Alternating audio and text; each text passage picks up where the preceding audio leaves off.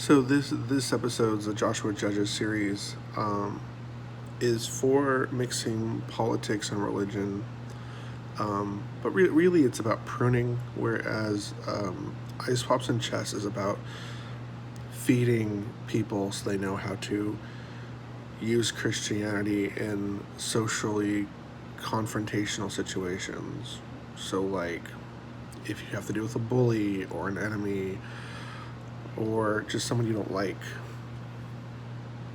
how to maintain your emotional wealth, how to get God to respond to you, what to do if God isn't responding to you, what to do when life is hard. So it's about filling in the holes of the hearts of people. And now Joshua Judges is about pruning. It's me. I have a knack for seeing clearly, kind of like the chessboard, and contextualizing everything. And so if I do have a gift involving that, then I have a responsibility to do something with that gift. We weren't born to sit on our hands, and we weren't born to hide our light, our Christian spirit. But that being said, I obviously, and I'll talk more on this later, but I have certain gifts, so I'm going to approach problems a certain way. It says, if I remember correctly, in the Bible, a bread maker sees all problems as dough, and a carpenter sees all problems as a hammer. And I need to find out that specific verse.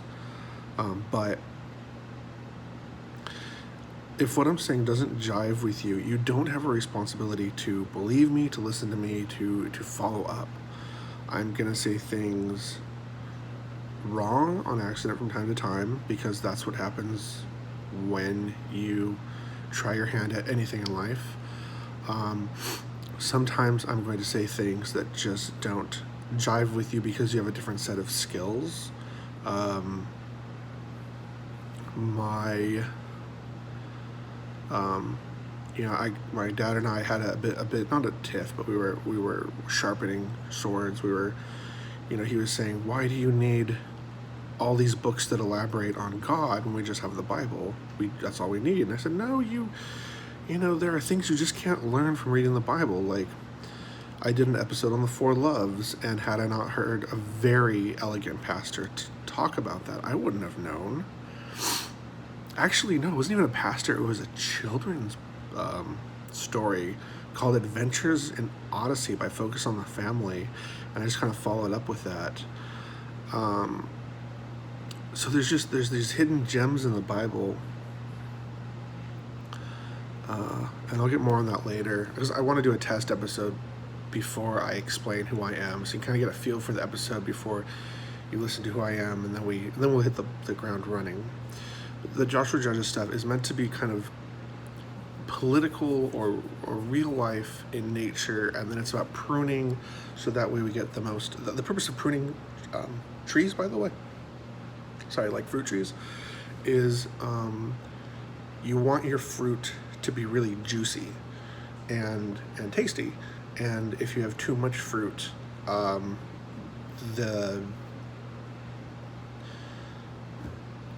if you have too much fruit, they're not as juicy, they're sour. You want all that energy and going into making the fruit into a few fruit, or a specific amount, and not, you want a few good fruit, not a whole lot of bad fruit. And that's kind of what pruning involves, or cutting off dead limbs, so that way the life energy of the tree goes to, the healthier limbs. Let me look it up. So I have like a really good definition.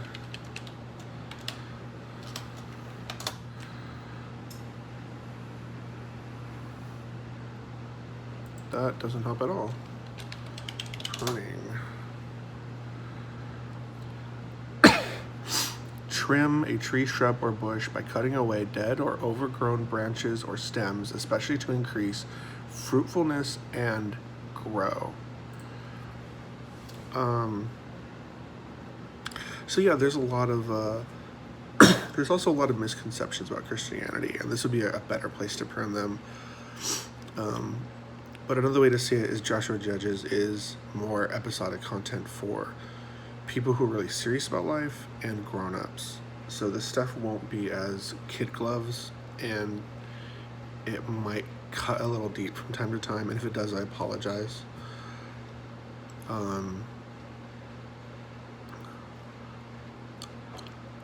Yeah. So, what's today's episode? Oh, let's pray first. Let's see. So, what's going on? We've got Venezuela, we've got Mexico, California seems to be doing pretty poorly, so we'll pray for those. All right. God, we come before you today, and we want to come together to ask you and encourage you to help our nation, which we love because our nation is awesome. So everyone's really focused on the border, but what we're not focused on is just how much Mexico needs your help.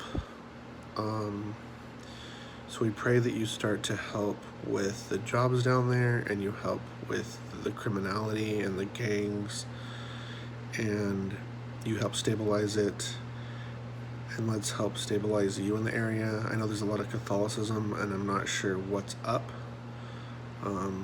but if you can help address the situation, that would be rad. And then in California, there's a lot of just drug use on the streets now, and there's a rat problem, which means we're going to get diseases, especially if people are anti-vaxxers. It's really terrifying. So I pray for my home state that you'd help put people in powerful positions that could do constructive and righteous things with the state. And please, it's a beautiful, wonderful place with beaches and Disneyland and concert halls, and the Hollywood Bowl is there. Wonderful, elegant places that we would love to preserve, because performance is very close to worship, and it would be sad to lose such fundamental technology that can be acquiesced and used to praise you.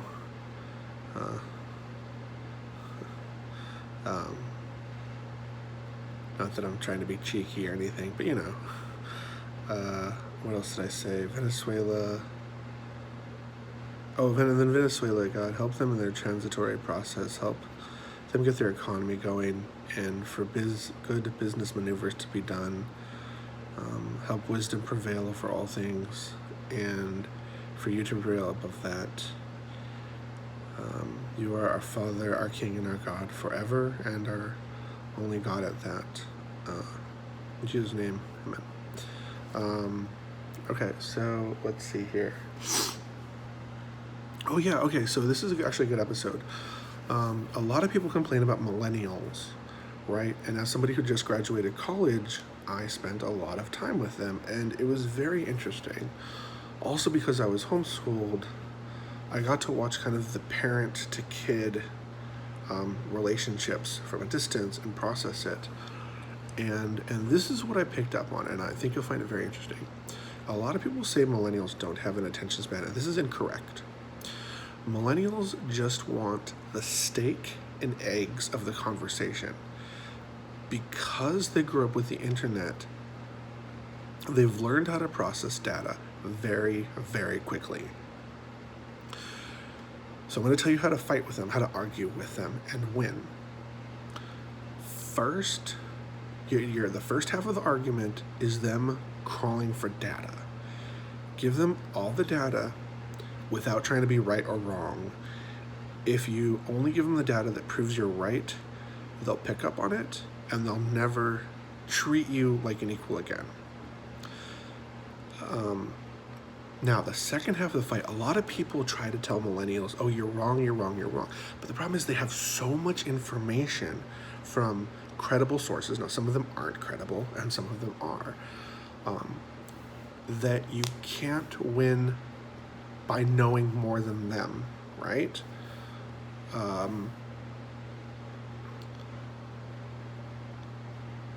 But you can win by taking them to their victory.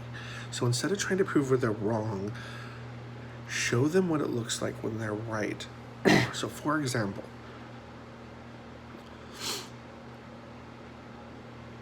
a lot of people don't like capitalism, and there's a lot of problems with capitalism, but one thing we put out is a ton of technology. And as a sci-fi lover, I love technology, I love the patents, I love how much cool stuff comes from America.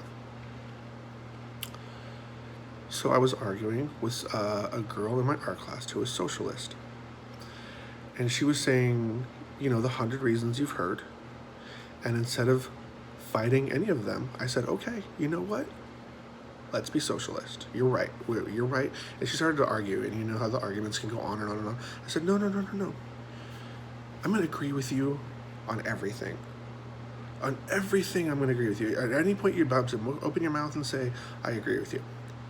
And then she noticed that I was being honest. I wasn't being, and then she started to listen. And I said, but remember, a lot of socialist countries take 60% of your paycheck. And she goes, well, what does that mean? I say, okay, well, let's say you make $1,000 a month. She goes, okay. I, as the government, get $600. And that stopped her. That was the first time someone had said something like that to her. And then she went back and thought about everything. And I said, and by the way, okay, we can be for socialism, sure. And you're going to make a great socialist leader. But do you think I will too? Because eventually I'll be the leader and I'll have all the power. And that stopped her also. Now, you're not going to agree with me on a lot of politics, and that's okay.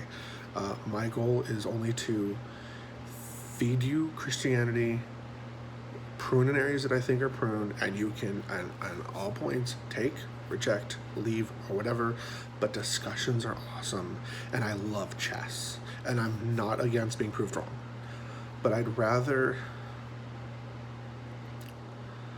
vocally be an idiot now than be an idiot when it matters. Let me give you a story. This is a really good story. I love telling stories. Okay. I was riding home with my friend, a really great girl, and I said something incorrect. And she said, Josh, that was really stupid.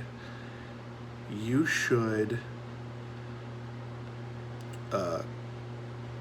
just not talk anymore. And I said, well, if I'm saying something stupid, it's more important that I say it so you can correct me than never say anything at all and always be wrong. And she had no response. And she wasn't trying to be mean. I mean, she was being really sarcastic, but I love sarcasm. I love sarcasm. Texas is like not sarcastic at all compared to LA. It bothers me. I miss sarcasm.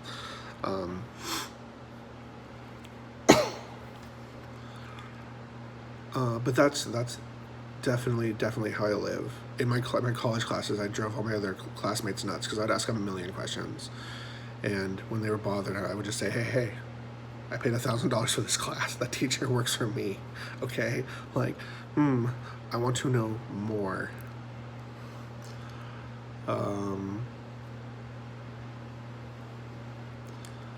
Okay, so the Bible has a trick, and it's amazing. The Bible is full of so much good stuff, and nobody's even looking for it. It really pisses me off.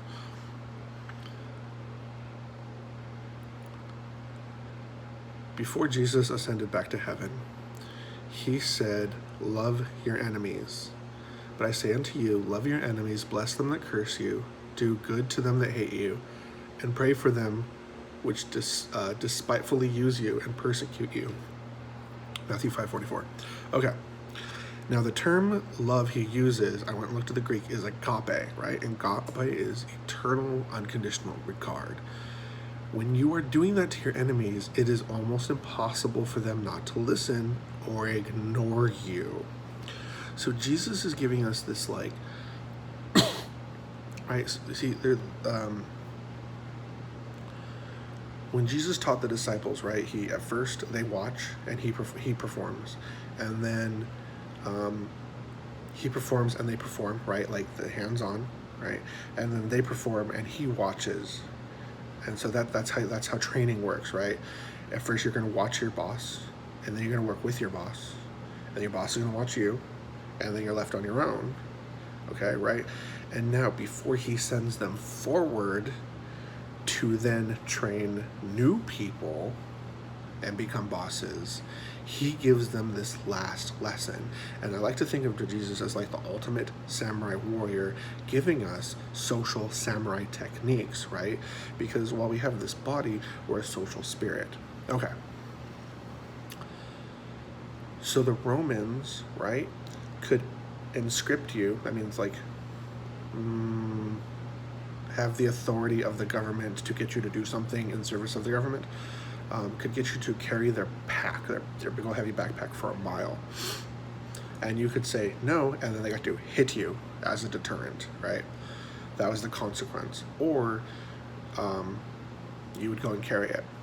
Now Jesus, right, Jesus, who is the Son of God, says this. When asked, what should we do? He says, let them hit you.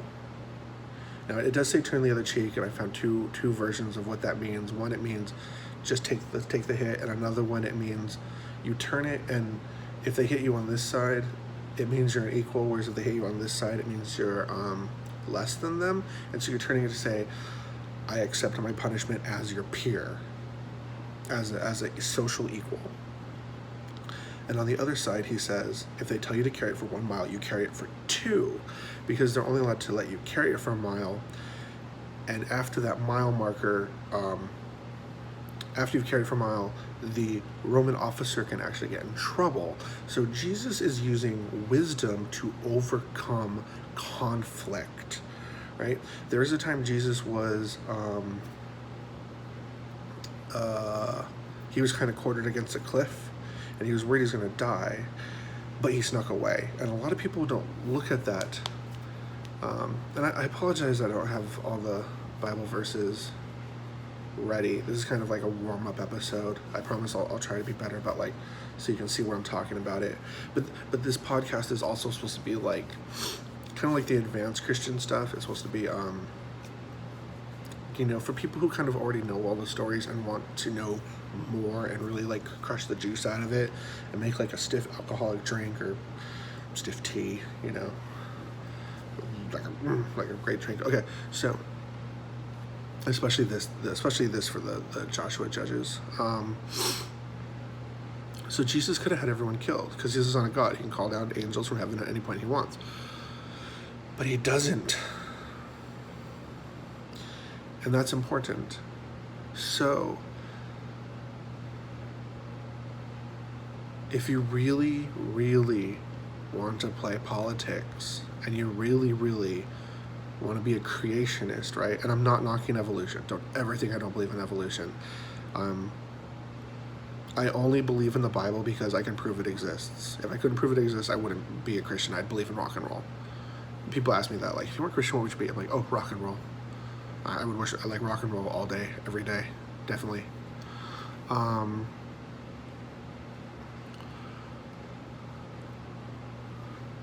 Always call upon your Christian spirit, right? The Holy Spirit inside you. Always look for wisdom. And you will spend almost no energy and execute phenomenal results. Let me tell you one more story. So a few years ago, there was a thing on tribunals where in college, if you got caught doing something wrong, and usually it was harassing or assaulting a woman, they would have a tribunal on whether or not you can stay in the college. A tribunal is kind of like a little a court system. How do I explain tribunal? Tribunal. Okay, so it's like an informal court of justice where people vote. You get like a panel of 7 judges and you vote. But a tribunal doesn't have anything to do with American law. It's like something the colleges were doing. And it was very popular.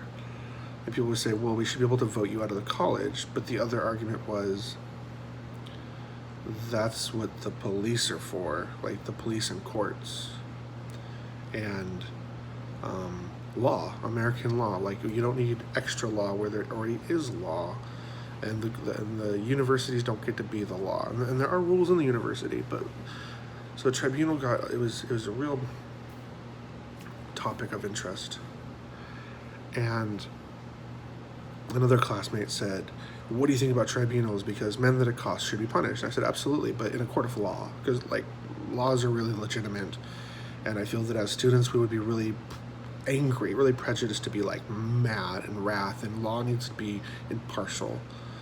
You can't go into law being mad. You have to think clearly and weigh both sides. And she started to argue more and more. I did the same thing. I said, well, okay, wait, I'll agree with whatever comes out of your mouth. And she started, I'm like, I agree with that too. I don't even know what you're saying. I agree. I trust you to be impartial. I trust completely. But do you trust me? Do you trust your best friends? And that's what usually happens. Like, people trust themselves, but they don't trust each other. So I won that argument with very little effort. I showed her love and grace. I took her to her conclusion and let her see through her own emotional and imaginative experience, right? So she had this thing in her sign. She had all the little details that she wanted. She thought tribunals were awesome, and the girl before her thought socialism was awesome. So, okay. So I took her to the conclusion. She took all the data she had accumulated, put it there with the new data of the conclusion, and self-defeated. And it took me one little sentence.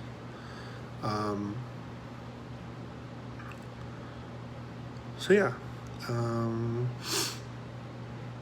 So don't be afraid to argue with millennials, because they are more intellectually powerful than any generation before them. Just because of the internet, just having infinite information and community. Whereas before, in the past generations, we had to have kind of strength of friendship to get through really hard times. Friendship is really easy because no matter what kind of person you are, you can find friends that have similar interests.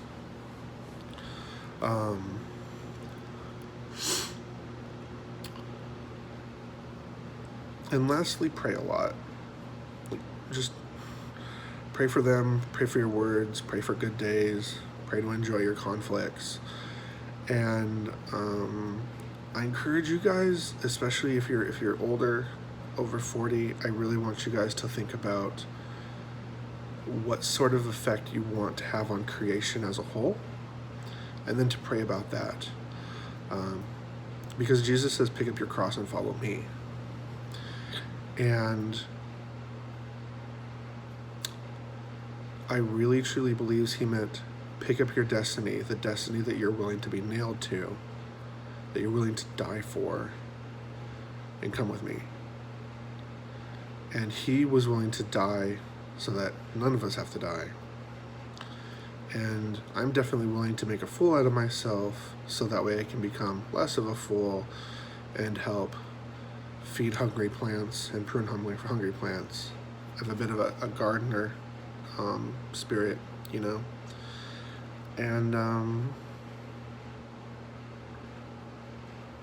yeah, I guess that's everything. But be encouraged, encourage each other. Don't let yourself get stuck into hate. Try to exercise a little bit. It helps suck out all the kind of darkness and disheveledness and depression, right?